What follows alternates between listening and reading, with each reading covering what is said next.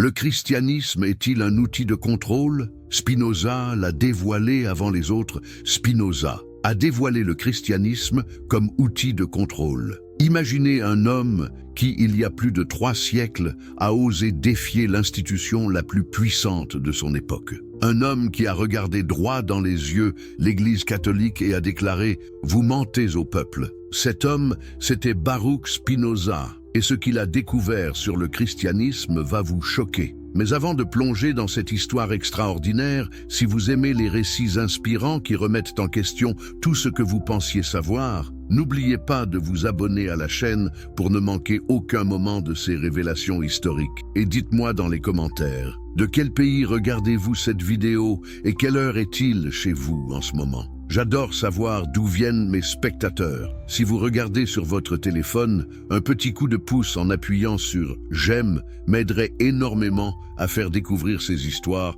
à plus de personnes. Cela fait vraiment toute la différence. Alors, êtes-vous prêts à découvrir comment un seul homme a démoli les fondements du pouvoir religieux occidental? Êtes-vous prêts à comprendre pourquoi ces livres ont été brûlés publiquement et pourquoi il a été maudit par sa propre communauté? L'histoire commence dans l'Amsterdam du XVIIe siècle, une ville qui bouillonnait de tensions religieuses et politiques. Mais ce que Spinoza allait révéler dépassait tout ce que ses contemporains auraient pu imaginer. Les racines de la révélation. Pourquoi un jeune marchand juif d'Amsterdam allait-il devenir l'ennemi public numéro 1 de toute la chrétienté européenne? Pour comprendre cela, nous devons remonter aux origines de sa pensée révolutionnaire. Baruch Spinoza naît en 1632 dans une famille de marchands juifs portugais qui avaient fui l'Inquisition espagnole. Pouvez-vous imaginer grandir dans une communauté qui a directement subi les persécutions religieuses les plus brutales de l'histoire européenne? Sa famille avait vu de leurs propres yeux comment l'Église catholique utilisait la terreur pour maintenir son contrôle sur les populations. Mais ce qui rend l'histoire de Spinoza si fascinante, c'est qu'il ne s'est pas contenté de critiquer le catholicisme. Non, il est allé plus loin. Beaucoup plus loin, il a analysé le mécanisme même de la religion organisée, peu importe sa forme. L'Europe du XVIIe siècle était déchirée par les guerres de religion. Protestants et catholiques s'entretuaient au nom du même Dieu. N'est-ce pas là une contradiction fondamentale? Comment le message d'amour du Christ pouvait-il justifier tant de haine et de violence? Spinoza a été témoin de ces contradictions dès son plus jeune âge. Dans sa jeunesse, Spinoza étudie dans l'école rabbinique de sa communauté. Il apprend l'hébreu, l'araméen, maîtrise parfaitement les textes sacrés juifs. Mais contrairement à ses condisciples, il ne se contente pas d'apprendre par cœur. Il questionne, il analyse, il compare. Et c'est là que tout bascule. En étudiant les textes sacrés avec les outils de la logique et de la raison, Spinoza fait une découverte stupéfiante. Ces textes, présentés comme la parole directe de Dieu, portent en réalité toutes les marques de leur époque historique. Ils reflètent les préoccupations politiques, sociales et culturelles de leurs auteurs humains. Mais cette découverte ne s'arrête pas aux textes juifs. Spinoza étend son analyse aux évangiles chrétiens. Et là, c'est l'effondrement total de ses certitudes religieuses. Les contradictions qu'il découvre sont si nombreuses et si flagrantes qu'il ne peut plus fermer les yeux. Prenez par exemple les généalogies de Jésus dans les évangiles de Matthieu et de Luc. Elles sont complètement différentes. Comment expliquer cela si ces textes sont inspirés par le même Dieu infaillible? Spinoza pose cette question avec une précision chirurgicale qui dérange profondément les autorités religieuses de son époque. Mais le jeune Spinoza ne s'arrête pas là. Il commence à fréquenter les cercles intellectuels chrétiens d'Amsterdam. Il discute avec des théologiens protestants, des pasteurs, des érudits. Et plus il échange avec eux, plus il réalise que les mêmes questions qui le tourmentent les préoccupent aussi. Seulement voilà, contrairement à lui, ils ont choisi de se taire. Pourquoi? Par peur de perdre leur position sociale? Par peur de l'excommunication? Ou peut-être parce qu'ils ont compris que remettre en question les fondements de la religion organisée, c'est remettre en question tout un système de pouvoir. C'est à ce moment-là que Spinoza prend une décision qui va changer le cours de l'histoire intellectuelle occidentale. Il décide de dire la vérité, quelles qu'en soient les conséquences. En 1666, à l'âge de 24 ans, Spinoza est convoqué devant le conseil rabbinique d'Amsterdam. On lui demande de renier publiquement ses idées. Imaginez la pression. Sa famille, ses amis, toute sa communauté lui demandent de se soumettre. Sa réponse? Un refus catégorique. Le 27 juillet 1656, la sentence tombe. Spinoza est excommunié avec une violence inouïe. Le texte de l'excommunication est d'une brutalité rare. Qu'il soit maudit le jour et maudit la nuit, qu'il soit maudit quand il se couche et quand il se lève, qu'il soit maudit quand il sort et quand il entre. Mais pourquoi une telle violence? Qu'avait donc dit Spinoza pour mériter une telle condamnation? La vérité, c'est qu'il avait mis le doigt sur quelque chose que personne n'osait dire ouvertement. La religion organisée n'est pas un chemin vers Dieu, c'est un instrument de domination politique. La mécanique du contrôle religieux. Avez-vous déjà remarqué comment les religions organisées utilisent les mêmes mécanismes psychologiques pour maintenir leur emprise sur les fidèles? Spinoza, lui, l'avait parfaitement compris, et ce qu'il a découvert va vous glacer le sang. Après son excommunication, Spinoza ne se contente pas de broyer du noir. Au contraire, il se lance dans l'analyse la plus systématique et la plus impitoyable du pouvoir religieux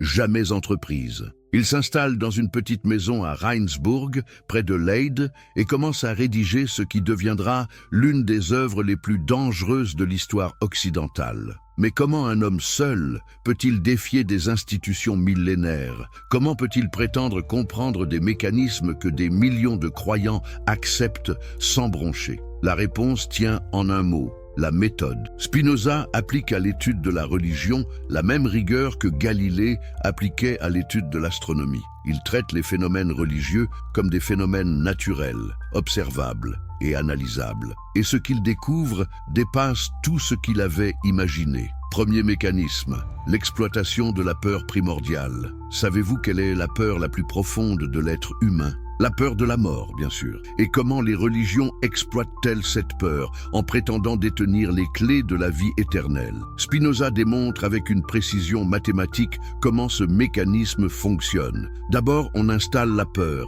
Tu es mortel, tu vas mourir et après la mort, il pourrait y avoir quelque chose de terrible. Ensuite, on propose la solution. Mais nous connaissons le chemin du salut. Suis-nous, obéis-nous et tu seras sauvé. N'est-ce pas là le chantage le plus sophistiqué de l'histoire humaine? Créer un problème imaginaire pour ensuite vendre la solution? Mais Spinoza va plus loin. Il analyse le rôle des émotions dans le contrôle religieux. Comment fait-on pour qu'un être humain rationnel accepte des croyances irrationnelles? En court-circuitant sa raison par l'émotion. Prenez les messes catholiques du XVIIe siècle. Pourquoi tant de fastes, de dorures, de chants, d'encens? Pourquoi ces cathédrales gigantesques qui écrasent le fidèle de leur grandeur? Spinoza explique que tout cela vise à créer un état émotionnel intense, qui rend la critique rationnelle impossible. Quand vous êtes submergé par l'émotion, quand vos sens sont saturés par la beauté et la grandeur, comment pouvez-vous encore questionner ce qu'on vous dit? C'est exactement le but recherché.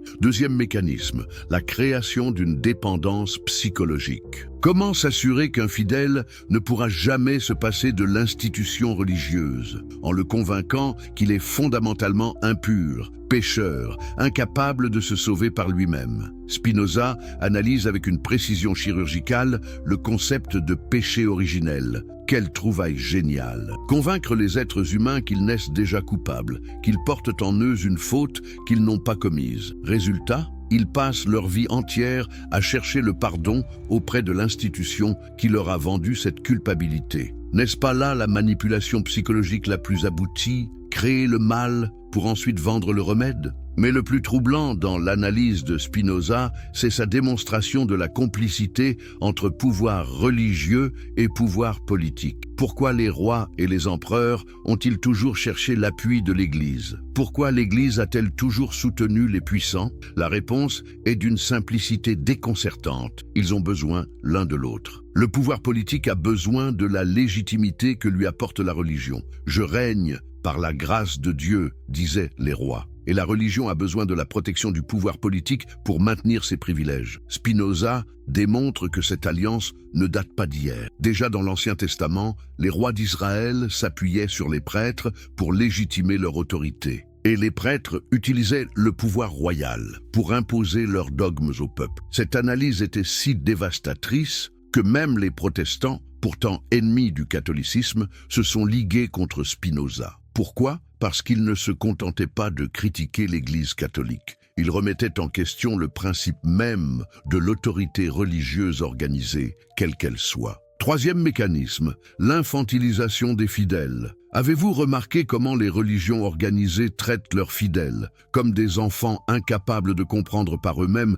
les mystères de l'existence? Les voies de Dieu sont impénétrables, dit-on aux fidèles. Il ne faut pas chercher à comprendre, il faut croire. N'est-ce pas là la négation même de ce qui fait la dignité humaine, notre capacité à raisonner et à comprendre? Spinoza montre que cette infantilisation n'est pas accidentelle. Elle est volontaire et calculée, parce qu'un fidèle qui réfléchit est un fidèle qui risque de remettre en question l'autorité de ses dirigeants spirituels. L'anatomie de la superstition. Mais comment naissent les superstitions religieuses? Comment des métaphores poétiques deviennent-elles des dogmes intouchables? Spinoza nous livre une analyse d'une modernité saisissante. En 1670, Spinoza publie anonymement son traité théologico-politique.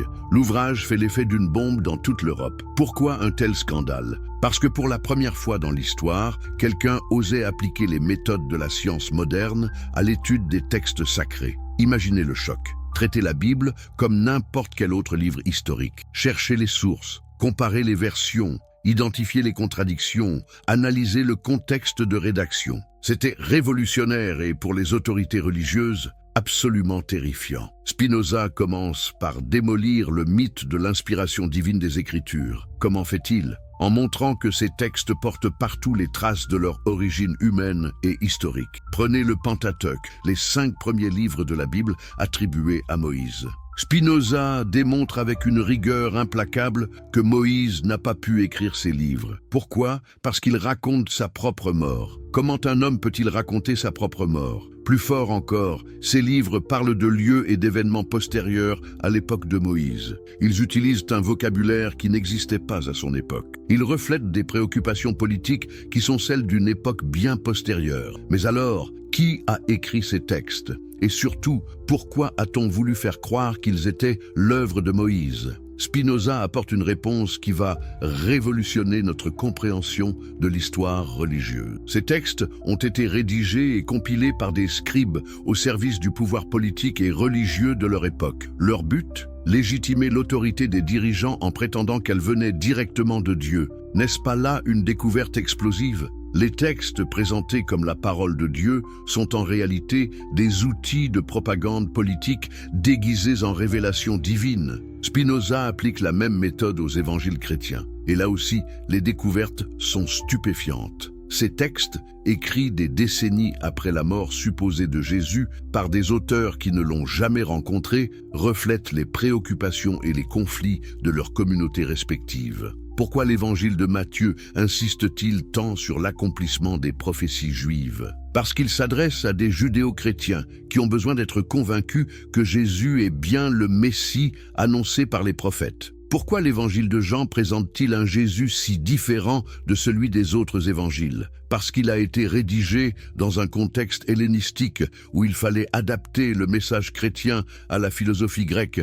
Mais la découverte la plus troublante de Spinoza concerne les miracles. Comment expliquer tous ces récits de guérisons miraculeuses, de résurrection, de phénomènes surnaturels? Spinoza apporte une explication d'une simplicité déconcertante. Ces récits ne sont pas des comptes rendus historiques, mais des allégories, des métaphores destinées à transmettre un message moral ou spirituel. Le problème, c'est que ces métaphores ont été prises au pied de la lettre par les générations suivantes. Et une fois qu'une métaphore devient un dogme, elle devient un instrument de pouvoir. Prenez la résurrection du Christ. Pour Spinoza, ce récit symbolise la victoire de l'esprit sur la matière, de l'éternité sur le temps. Mais les églises en ont fait un événement historique littéral, base de leur autorité spirituelle. Pourquoi cette transformation? Parce qu'un symbole ne donne aucun pouvoir à ceux qui l'interprètent. Mais un miracle historique, lui, fait de ses témoins supposés les détenteurs exclusifs d'une vérité surnaturelle. Spinoza montre aussi comment naissent les rituels religieux.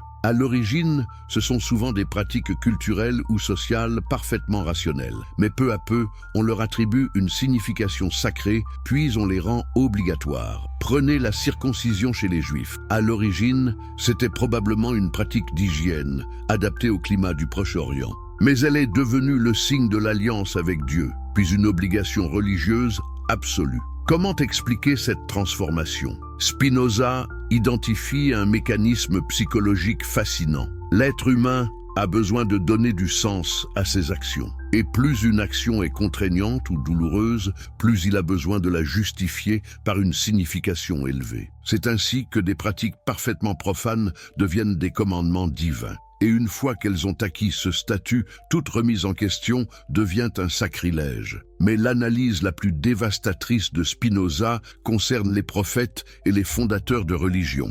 Comment des hommes ordinaires deviennent-ils des messagers de Dieu aux yeux de leurs contemporains? Spinoza identifie plusieurs facteurs. D'abord, ces hommes apparaissent généralement dans des périodes de crise, quand les populations sont désemparées et cherchent des réponses. Ensuite, ils ont souvent un charisme personnel exceptionnel qui leur permet de mobiliser les foules. Mais surtout, ils comprennent instinctivement les besoins psychologiques de leur époque. Ils savent quoi dire pour rassurer, pour donner de l'espoir, pour canaliser les frustrations. Le problème, c'est que leurs disciples transforment leurs paroles en vérité absolue. Ce qui était à l'origine une réponse adaptée à un contexte particulier devient une loi universelle et éternelle. N'est-ce pas exactement ce qui s'est passé avec Jésus? Un prédicateur juif du 1er siècle, probablement sincère et charismatique, devient progressivement dans l'esprit de ses disciples le Fils de Dieu fait homme. Spinoza ne nie pas l'existence historique de Jésus,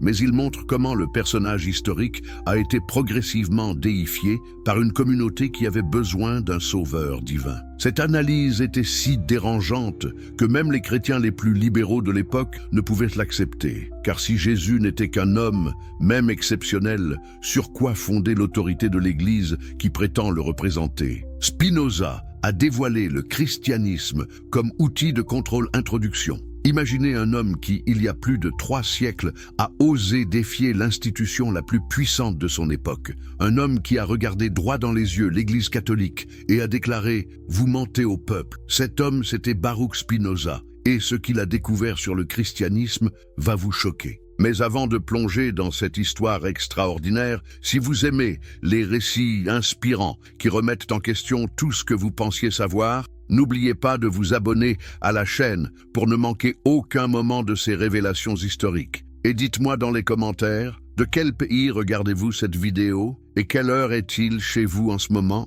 J'adore savoir d'où viennent mes spectateurs. Si vous regardez sur votre téléphone, un petit coup de pouce en appuyant sur « J'aime » m'aiderait énormément à faire découvrir ces histoires à plus de personnes. Cela fait vraiment toute la différence. Alors, êtes-vous prêt à découvrir comment un seul homme a démoli les fondements du pouvoir religieux occidental? Êtes-vous prêt à comprendre pourquoi ses livres ont été brûlés publiquement et pourquoi il a été maudit par sa propre communauté? L'histoire commence dans l'Amsterdam du XVIIe siècle, une ville qui bouillonnait de tensions religieuses et politiques. Mais ce que Spinoza allait révéler dépassait tout ce que ses contemporains auraient pu imaginer. Les racines de la révélation. Pourquoi un jeune marchand juif d'Amsterdam allait-il devenir l'ennemi public numéro 1 de toute la chrétienté européenne? Pour comprendre cela, nous devons remonter aux origines de sa pensée révolutionnaire. Baruch Spinoza naît en 1632 dans une famille de marchands juifs portugais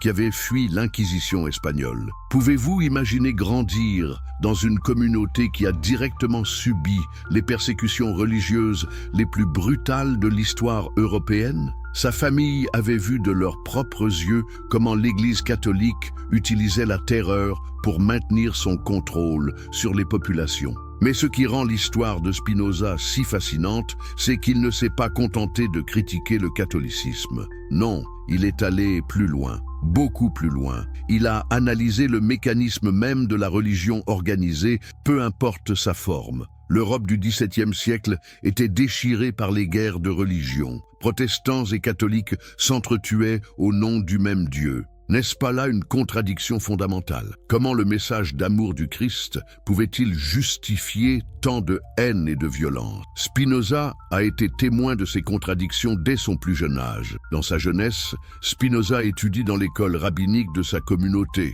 Il apprend l'hébreu, l'araméen, maîtrise parfaitement les textes sacrés juifs. Mais contrairement à ses condisciples, il ne se contente pas d'apprendre par cœur. Il questionne, il analyse, il compare, et c'est là que tout bascule. En étudiant les textes sacrés avec les outils de la logique et de la raison, Spinoza fait une découverte stupéfiante. Ces textes, présentés comme la parole directe de Dieu, portent en réalité toutes les marques de leur époque historique. Ils reflètent les préoccupations politiques, sociales et culturelles de leurs auteurs humains. Mais cette découverte ne s'arrête pas aux textes juifs. Spinoza étend son analyse aux évangiles chrétiens. Et là, c'est l'effondrement total de ses certitudes religieuses. Les contradictions qu'il découvre sont si nombreuses et si flagrantes qu'il ne peut plus fermer les yeux. Prenez par exemple les généalogies de Jésus dans les évangiles de Matthieu et de Luc. Elles sont complètement différentes. Comment expliquer cela si ces textes sont inspirés par le même Dieu infaillible? Spinoza pose cette question avec une précision chirurgicale qui dérange profondément les autorités religieuses de son époque. Mais le jeune Spinoza ne s'arrête pas là. Il commence à fréquenter les cercles intellectuels chrétiens d'Amsterdam. Il discute avec des théologiens protestants, des pasteurs, des érudits, et plus il échange avec eux, plus il réalise que les mêmes questions qui le tourmentent les préoccupent aussi. Seulement voilà, contrairement à lui, ils ont choisi de se taire. Pourquoi? Par peur de perdre leur position sociale. Par peur de l'excommunication? Ou peut-être parce qu'ils ont compris que remettre en question les fondements de la religion organisée, c'est remettre en question tout un système de pouvoir. C'est à ce moment-là que Spinoza prend une décision qui va changer le cours de l'histoire intellectuelle occidentale. Il décide de dire la vérité, quelles qu'en soient les conséquences. En 1166,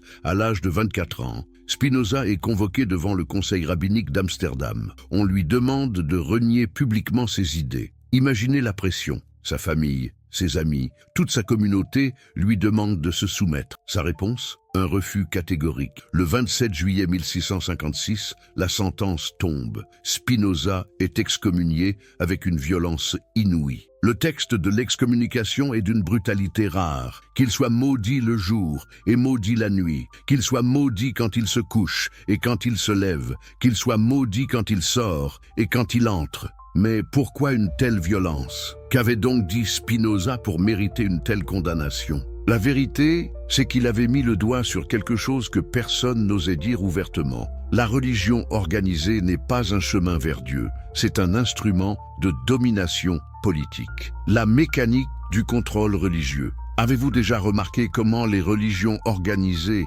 utilisent les mêmes mécanismes psychologiques pour maintenir leur emprise sur les fidèles? Spinoza, lui, l'avait parfaitement compris, et ce qu'il a découvert va vous glacer le sang. Après son excommunication, Spinoza ne se contente pas de broyer du noir. Au contraire, il se lance dans l'analyse la plus systématique et la plus impitoyable du pouvoir religieux jamais entreprise. Il s'installe dans une petite maison à Rijnsburg, près de Leyde, et commence à rédiger ce qui deviendra l'une des œuvres les plus dangereuses de l'histoire occidentale. Mais comment un homme seul peut-il défier des institutions millénaires? Comment peut-il prétendre comprendre des mécanismes que des millions de croyants acceptent sans broncher? La réponse tient en un mot, la méthode. Spinoza applique à l'étude de la religion la même rigueur que Galilée appliquait à l'étude de l'astronomie. Il traite les phénomènes religieux comme des phénomènes naturels, observables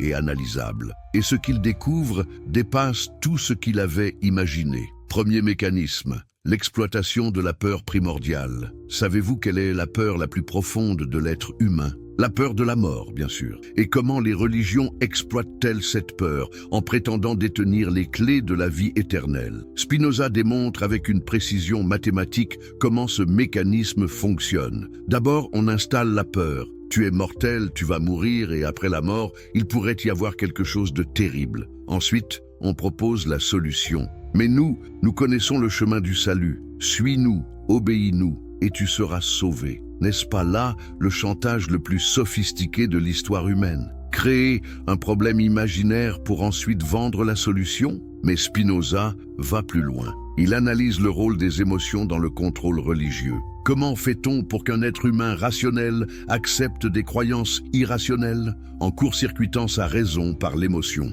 Prenez les messes catholiques du XVIIe siècle. Pourquoi tant de fastes, de dorures, de chants, d'encens? Pourquoi ces cathédrales gigantesques qui écrasent le fidèle de leur grandeur? Spinoza explique que tout cela vise à créer un état émotionnel intense, qui rend la critique rationnelle impossible. Quand vous êtes submergé par l'émotion, quand vos sens sont saturés par la beauté et la grandeur, comment pouvez-vous encore questionner ce qu'on vous dit? C'est exactement le but recherché. Deuxième mécanisme, la création d'une dépendance psychologique. Comment s'assurer qu'un fidèle ne pourra jamais se passer de l'institution religieuse, en le convainquant qu'il est fondamentalement impur, pécheur, incapable de se sauver par lui-même? Spinoza analyse avec une précision chirurgicale le concept de péché originel. Quelle trouvaille géniale! Convaincre les êtres humains qu'ils naissent déjà coupables, qu'ils portent en eux une faute qu'ils n'ont pas commise. Résultat? Ils passent leur vie entière à chercher le pardon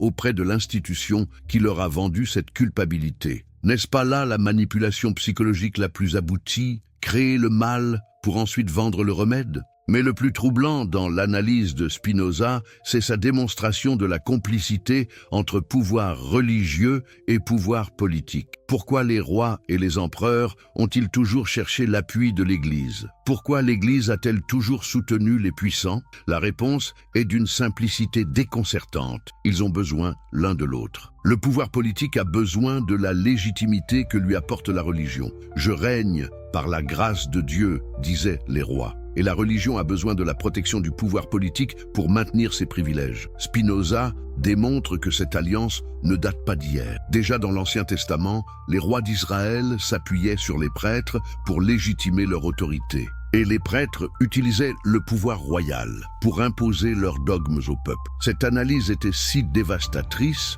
que même les protestants, pourtant ennemis du catholicisme, se sont ligués contre Spinoza. Pourquoi? Parce qu'il ne se contentait pas de critiquer l'Église catholique.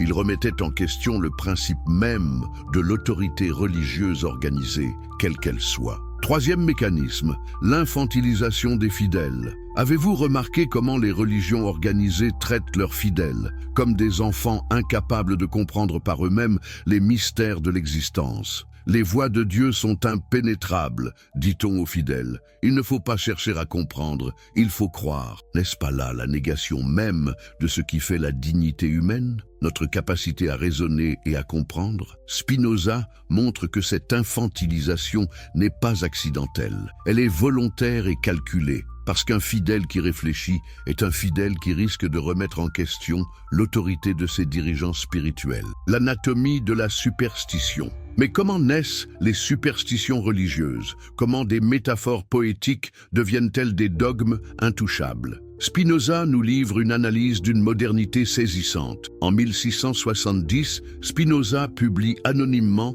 son traité théologico-politique. L'ouvrage fait l'effet d'une bombe dans toute l'Europe. Pourquoi un tel scandale? Parce que pour la première fois dans l'histoire, quelqu'un osait appliquer les méthodes de la science moderne à l'étude des textes sacrés. Imaginez le choc. Traiter la Bible comme n'importe quel autre livre historique. Chercher les sources, comparer les versions, identifier les contradictions, analyser le contexte de rédaction. C'était révolutionnaire et pour les autorités religieuses, absolument terrifiant. Spinoza commence par démolir le mythe de l'inspiration divine des Écritures. Comment fait-il? En montrant que ces textes portent partout les traces de leur origine humaine et historique. Prenez le Pentateuque, les 5 premiers livres de la Bible attribués à Moïse. Spinoza démontre avec une rigueur implacable que Moïse n'a pas pu écrire ces livres. Pourquoi? Parce qu'il raconte sa propre mort. Comment un homme peut-il raconter sa propre mort? Plus fort encore, ces livres parlent de lieux et d'événements postérieurs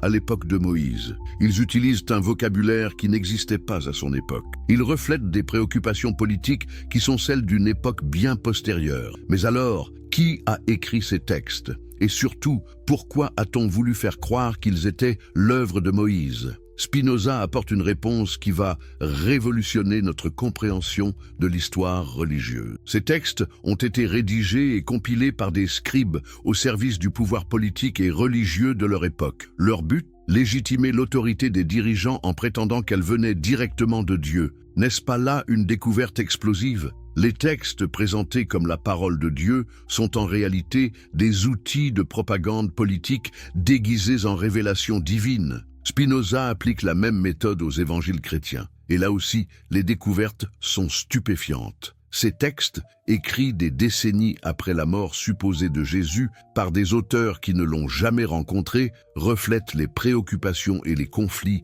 de leurs communautés respectives. Pourquoi l'évangile de Matthieu insiste-t-il tant sur l'accomplissement des prophéties juives? Parce qu'il s'adresse à des judéo-chrétiens qui ont besoin d'être convaincus que Jésus est bien le Messie annoncé par les prophètes. Pourquoi l'évangile de Jean présente-t-il un Jésus si différent de celui des autres évangiles? Parce qu'il a été rédigé dans un contexte hellénistique où il fallait adapter le message chrétien à la philosophie grecque.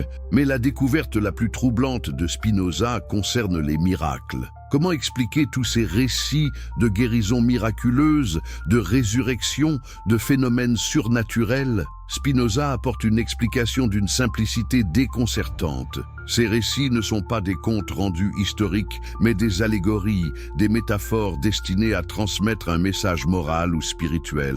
Le problème, c'est que ces métaphores ont été prises au pied de la lettre par les générations suivantes. Et une fois qu'une métaphore devient un dogme, elle devient un instrument de pouvoir. Prenez la résurrection du Christ. Pour Spinoza, ce récit symbolise la victoire de l'esprit sur la matière, de l'éternité sur le temps. Mais les églises en ont fait un événement historique littéral, base de leur autorité spirituelle. Pourquoi cette transformation? Parce qu'un symbole ne donne aucun pouvoir à ceux qui l'interprètent. Mais un miracle historique, lui, fait de ses témoins supposés les détenteurs exclusifs d'une vérité surnaturelle. Spinoza montre aussi comment naissent les rituels religieux. À l'origine, ce sont souvent des pratiques culturelles ou sociales parfaitement rationnelles. Mais peu à peu, on leur attribue une signification sacrée, puis on les rend obligatoires. Prenez la circoncision chez les Juifs. À l'origine, c'était probablement une pratique d'hygiène, adaptée au climat du Proche-Orient. Mais elle est devenue le signe de l'alliance avec Dieu, puis une obligation religieuse absolue. Comment expliquer cette transformation? Spinoza identifie un mécanisme psychologique fascinant. L'être humain a besoin de donner du sens à ses actions. Et plus une action est contraignante ou douloureuse, plus il a besoin de la justifier par une signification élevée. C'est ainsi que des pratiques parfaitement profanes deviennent des commandements divins. Et une fois qu'elles ont acquis ce statut, toute remise en question devient un sacrilège. Mais l'analyse la plus dévastatrice de Spinoza concerne les prophètes et les fondateurs de religion. Comment des hommes ordinaires deviennent-ils des messagers de Dieu aux yeux de leurs contemporains? Spinoza identifie plusieurs facteurs. D'abord, ces hommes apparaissent généralement dans des périodes de crise, quand les populations sont désemparées et cherchent des réponses. Ensuite, ils ont souvent un charisme personnel exceptionnel qui leur permet de mobiliser les foules. Mais surtout, ils comprennent instinctivement les besoins psychologiques de leur époque. Ils savent quoi dire pour rassurer, pour donner de l'espoir, pour canaliser les frustrations. Le problème, c'est que leurs disciples transforment leurs paroles en vérité absolue. Ce qui était à l'origine une réponse adaptée à un contexte particulier devient une loi universelle et éternelle. N'est-ce pas exactement ce qui s'est passé avec Jésus? Un prédicateur juif du 1er siècle, probablement sincère et charismatique, devient progressivement dans l'esprit de ses disciples le Fils de Dieu fait homme. Spinoza ne nie pas l'existence historique de Jésus, mais il montre comment le personnage historique a été progressivement déifié par une communauté qui avait besoin d'un sauveur divin. Cette analyse était si dérangeante que même les chrétiens les plus libéraux de l'époque ne pouvaient l'accepter. Car si Jésus n'était qu'un homme, même exceptionnel, sur quoi fonder l'autorité de l'Église qui prétend le représenter? La révolution de la raison contre l'oppression. Mais alors, comment s'échapper de cette prison mentale que représentent les dogmes religieux? Comment un être humain peut-il retrouver sa liberté de penser face à des siècles de conditionnement? Spinoza nous offre une réponse d'une audace inouïe, par la connaissance et la raison. Si vous appréciez ces révélations historiques qui changent notre perspective sur le monde, n'hésitez pas à vous abonner à cette chaîne pour ne rien manquer de ces découvertes extraordinaires. Et dites-moi dans les commentaires, de quel pays nous rejoignez-vous aujourd'hui et à quelle heure regardez-vous cette vidéo? Ces interactions me permettent de mieux comprendre ma communauté. Un petit pouce levé si vous regardez sur mobile m'aiderait énormément à faire connaître ces histoires fascinantes à un public plus large. Chaque geste compte vraiment. Revenons à notre histoire. Après la publication de son traité théologico-politique en 1670, Spinoza devient l'homme le plus haï d'Europe. Ses livres sont interdits partout, brûlés publiquement, leurs lecteurs menacés d'excommunication. Mais pourquoi une telle violence? Qu'avait donc écrit Spinoza pour déclencher une telle fureur? La vérité, c'est que Spinoza avait franchi la ligne rouge. Il n'avait pas seulement critiqué telle ou telle doctrine religieuse. Il avait remis en question le principe même de l'autorité religieuse révélée. Et cela, aucune église ne pouvait le tolérer. Imaginez l'impact de ces idées à une époque où la quasi-totalité de la population européenne était illettrée et dépendait entièrement du clergé pour comprendre les textes sacrés. Spinoza proposait quelque chose de révolutionnaire, que chaque individu puisse lire et interpréter ces textes par lui-même, armé de sa seule raison. N'est-ce pas là l'acte de naissance de la liberté intellectuelle moderne? Pour la première fois dans l'histoire occidentale, quelqu'un affirmait que la vérité n'était pas le monopole d'une caste de spécialistes, mais qu'elle était accessible à tout être humain capable de raisonner. Mais Spinoza ne s'arrête pas là. Il développe une méthode d'analyse des textes sacrés d'une modernité saisissante. Comment distinguer le message spirituel authentique de la propagande politique? Comment séparer l'enseignement moral universel des circonstances historiques particulières? Sa réponse tient en quelques principes d'une simplicité géniale. Premièrement, tout texte doit être compris dans son contexte historique. Qui l'a écrit? Quand? Pour qui? Dans quelles circonstances? Deuxièmement, les contradictions internes d'un texte révèlent ses sources multiples et ses remaniements successifs. Troisièmement, les prétendus miracles doivent être expliqués par les lois naturelles ou compris comme des métaphores. Ces principes, qui nous semblent évidents aujourd'hui, étaient révolutionnaires au XVIIe siècle. Spinoza inventait littéralement l'exégèse critique moderne, cette méthode d'étude des textes anciens que nos universités enseignent encore aujourd'hui. Mais l'aspect le plus subversif de sa démarche, c'était sa démonstration que la connaissance rationnelle des textes sacrés détruisait leur prétendue autorité divine. Plus on étudiait la Bible avec les outils de la science historique, plus il devenait évident qu'elle était l'œuvre d'hommes ordinaires, avec leurs préjugés, leurs erreurs, leurs intentions politiques. Cette découverte était terrifiante pour les autorités religieuses. Car si la Bible n'était plus la parole directe de Dieu, mais un simple document historique, sur quoi fonder l'obéissance des fidèles? Comment justifier les privilèges du clergé? Comment maintenir l'ordre social basé sur la soumission religieuse? Spinoza avait touché le nerf de la guerre. Il montrait que l'ignorance était la condition nécessaire de la domination religieuse. Un peuple éduqué, capable de lire et d'analyser par lui-même les textes sacrés, était un peuple impossible à manipuler. Voilà pourquoi l'Église catholique tenait tant à maintenir le monopole du latin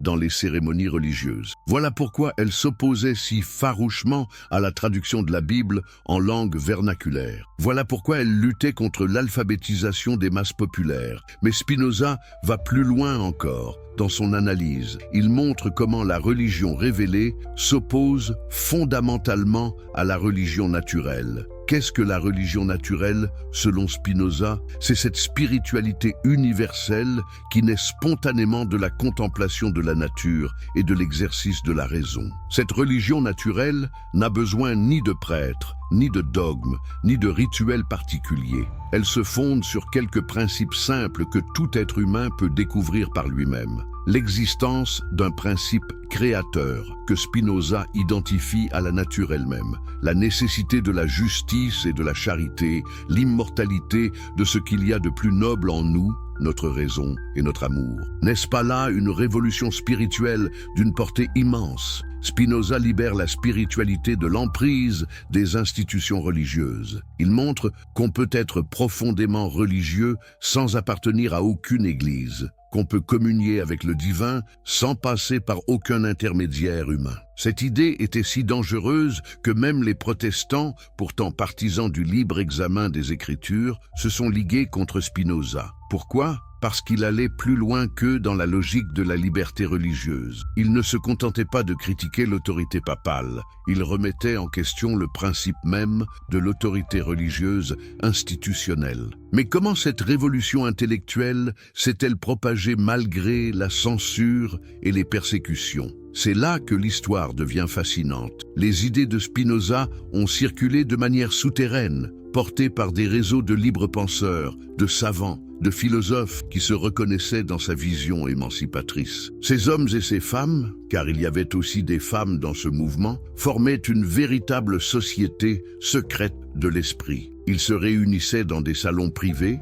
correspondaient par lettres codées, faisaient circuler des manuscrits clandestins. Ils savaient qu'ils risquaient la prison, l'exil, la ruine sociale, mais ils étaient prêts à payer ce prix pour la liberté de penser. Parmi eux, on trouve des noms illustres. Leibniz, qui malgré ses critiques publiques de Spinoza, s'inspirait secrètement de ses idées. Bayle, qui défendait la liberté de conscience. Voltaire, qui popularisera plus tard les idées spinozistes. Diderot et d'Alembert, qui dirigeront l'encyclopédie. Tous ces hommes avaient compris que Spinoza avait ouvert une voie nouvelle pour l'humanité, la possibilité de penser librement, sans tutelle religieuse ni politique. Ils ont transmis cette flamme de génération en génération, jusqu'à ce qu'elle embrase toute l'Europe des Lumières. Mais revenons à Spinoza lui-même. Comment a-t-il vécu ces années de persécution et d'isolement? Loin de se décourager, il a continué à développer sa philosophie révolutionnaire. Dans sa retraite de La Haye, où il gagnait sa vie en polissant des lentilles optiques, il rédigeait l'œuvre qui allait parachever sa révolution intellectuelle, l'Éthique. Ce livre,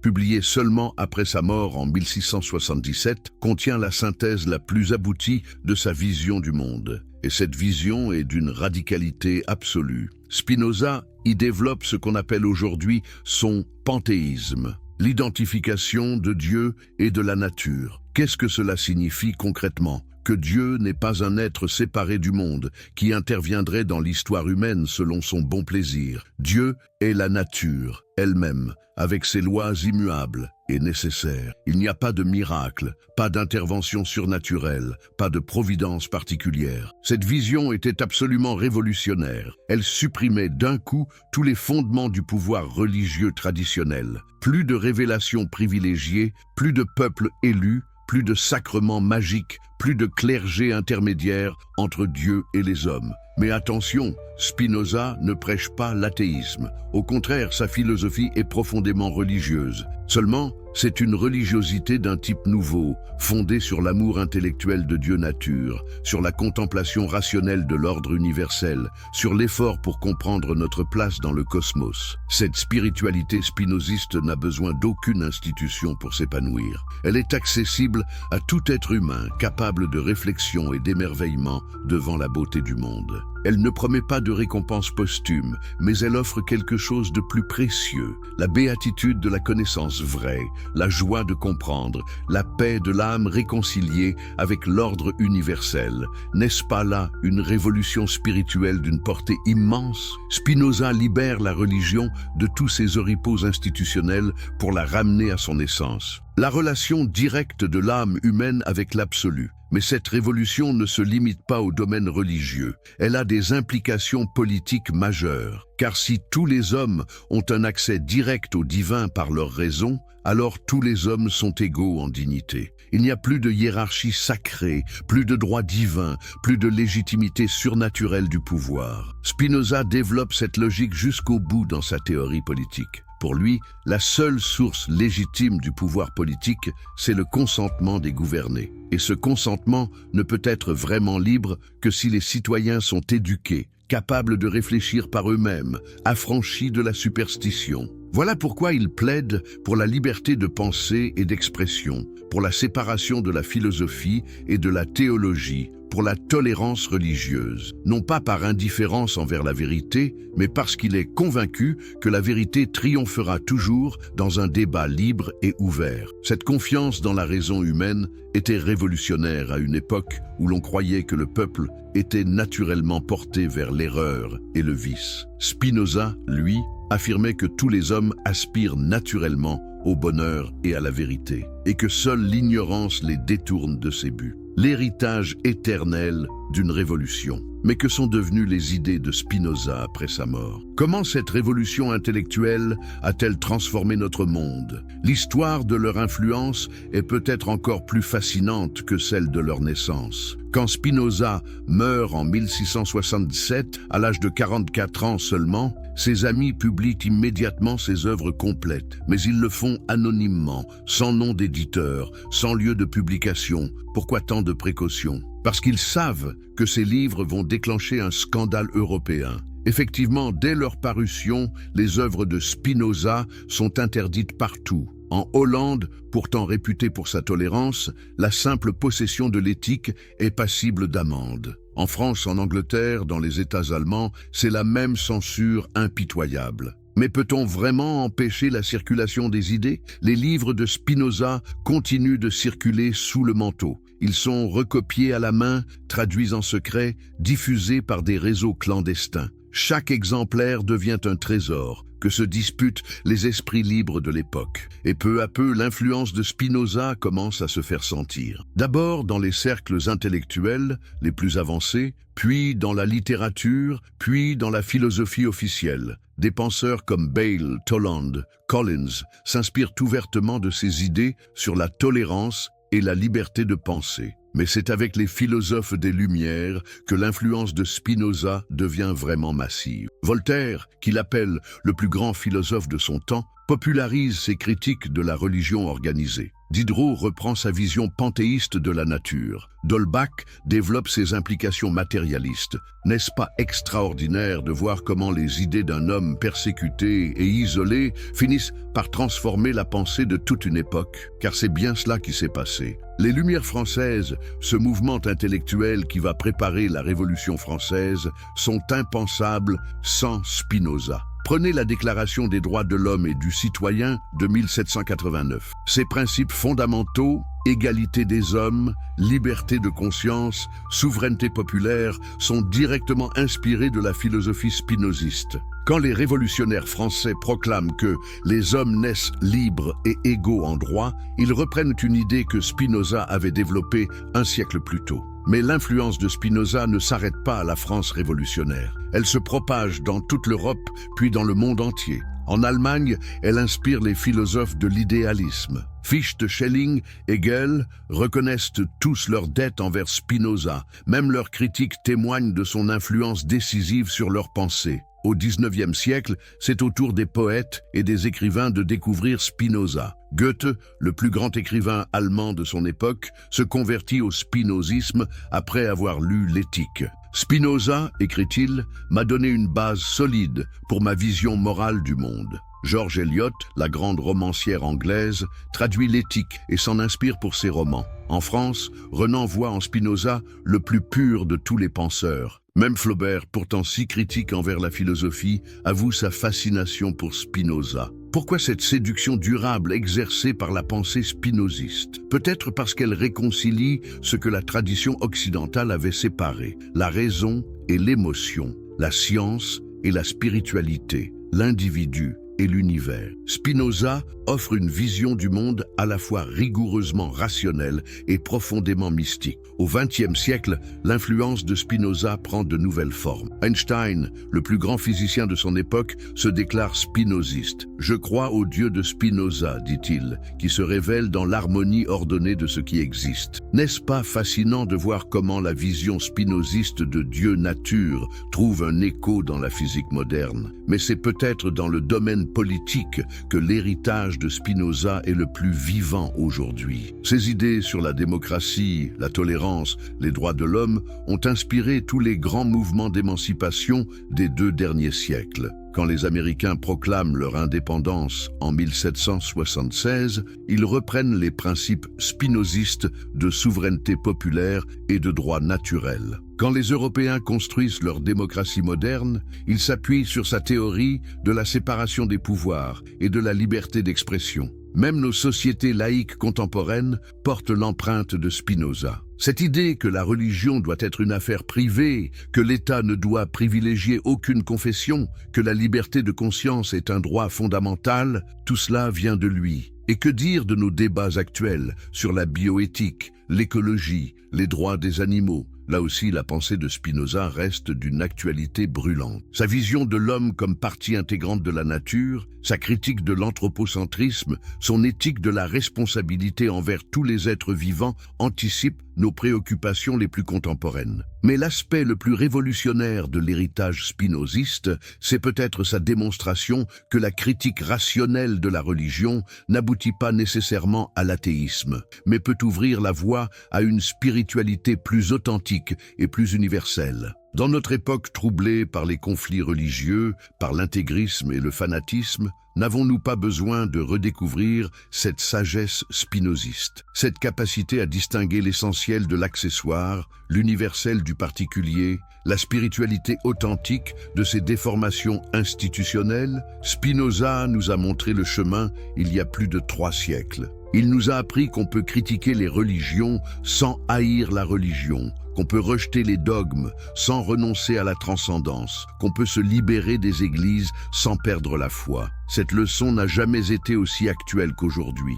À une époque où les identités religieuses sont instrumentalisées par les politiques, où les fondamentalismes de toutes sortes prospèrent sur l'ignorance et la peur, nous avons plus que jamais besoin de l'esprit critique et de la sagesse de Spinoza. Car au fond, que nous enseigne Spinoza? Que la véritable religion, c'est l'amour de la vérité. Que la vraie piété, c'est la pratique de la justice. Que la spiritualité authentique, c'est la joie de comprendre et d'aimer. Et que tout cela est accessible à tout être humain, sans distinction de race, de sexe, de nation ou de confession. N'est-ce pas là un message d'espoir pour notre époque divisée? N'est-ce pas là une voie vers la réconciliation entre la science et la spiritualité, entre la raison et la foi, entre les différentes traditions religieuses de l'humanité? Spinoza nous a légué plus qu'une philosophie. Il nous a ouvert une voie vers la liberté intérieure et la paix universelle. À nous de savoir la suivre. Conclusion. L'éternelle actualité d'une révolution. Nous voici arrivés au terme de cette extraordinaire aventure intellectuelle. Que retenir de l'histoire de Spinoza et de sa révolution spirituelle? Quel enseignement tirer de ce parcours d'un homme qui a osé défier les pouvoirs les plus puissants de son époque pour défendre la liberté de penser? D'abord, cette leçon fondamentale. Les idées justes finissent toujours par triompher, même si cela prend du temps. Spinoza est mort dans l'isolement et la persécution. Ses livres ont été brûlés. Ses idées ont été maudites. Pourtant, 3 siècles plus tard, ses intuitions fondamentales irriguent toute notre civilisation. Cette méthode critique qu'il a inventée pour étudier les textes sacrés, elle est enseignée dans toutes nos universités. Cette vision de la religion comme phénomène historique et culturel, elle est acceptée par tous les esprits éclairés. Cette défense de la liberté de conscience et de la tolérance, elle constitue le fondement de nos démocraties. N'est-ce pas là une victoire éclatante de la raison sur l'obscurantisme, de la vérité sur le mensonge, de la liberté sur l'oppression? Spinoza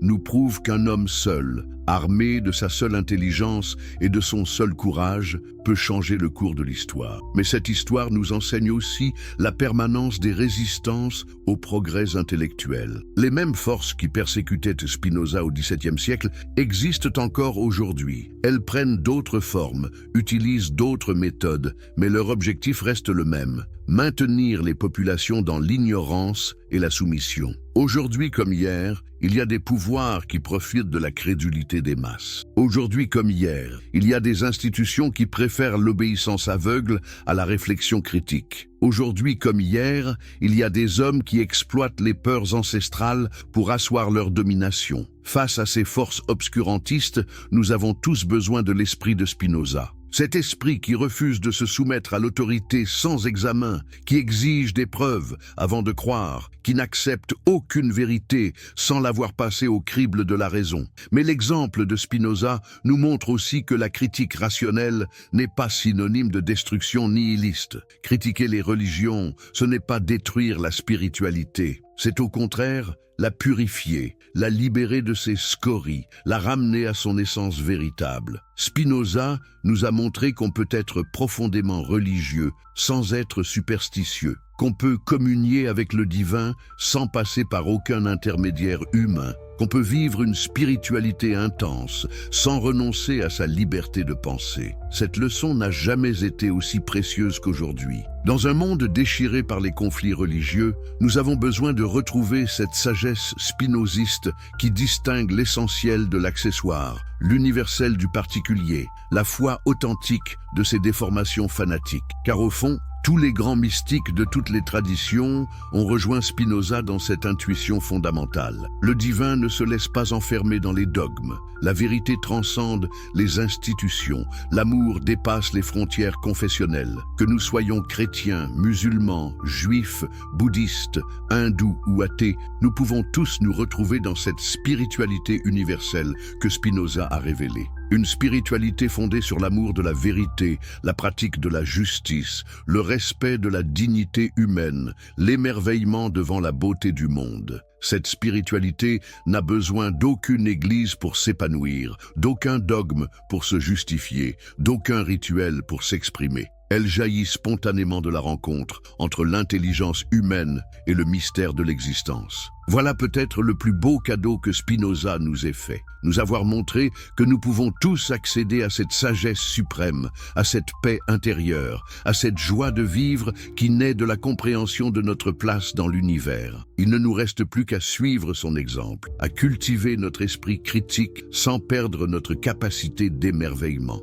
à défendre notre liberté de penser sans renoncer à notre besoin de transcendance, à construire un monde plus juste et plus fraternel en nous appuyant sur les seules forces de la raison et de l'amour. Car c'est cela, au fond, le message éternel de Spinoza. L'humanité a en elle-même toutes les ressources nécessaires pour s'élever vers la sagesse et le bonheur. Elle n'a besoin que de courage pour oser penser par elle-même et d'amour pour reconnaître en chaque être humain un frère en humanité. Cette révolution spirituelle que Spinoza a initiée il y a 3 siècles continue aujourd'hui. Elle continue en chacun de nous. À chaque fois que nous refusons de nous soumettre aveuglément à une autorité, à chaque fois que nous exigeons des preuves avant de croire, à chaque fois que nous choisissons l'amour plutôt que la haine, la compréhension plutôt que le préjugé. Spinoza vit encore. Il vit dans chaque esprit libre, dans chaque cœur généreux, dans chaque âme assoiffée de vérité et de justice. Sa révolution n'est pas terminée.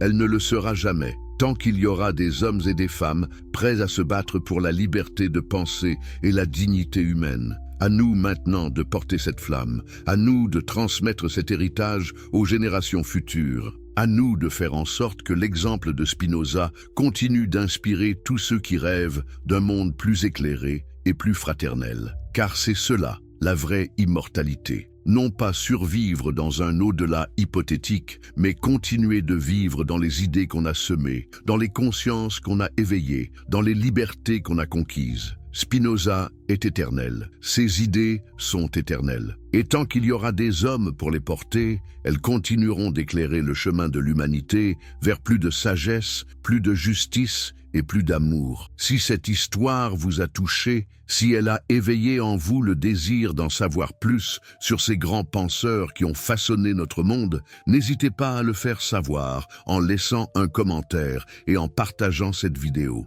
Car les idées qui libèrent méritent d'être partagées. Et rappelez-vous, chaque fois que vous osez penser par vous-même, chaque fois que vous refusez l'intolérance et le fanatisme, chaque fois que vous choisissez l'amour plutôt que la haine, vous prolongez l'œuvre de Spinoza. Vous participez à cette révolution éternelle de l'esprit humain vers plus de lumière et de fraternité. Merci de m'avoir accompagné dans cette extraordinaire aventure intellectuelle. Rendez-vous bientôt pour découvrir d'autres histoires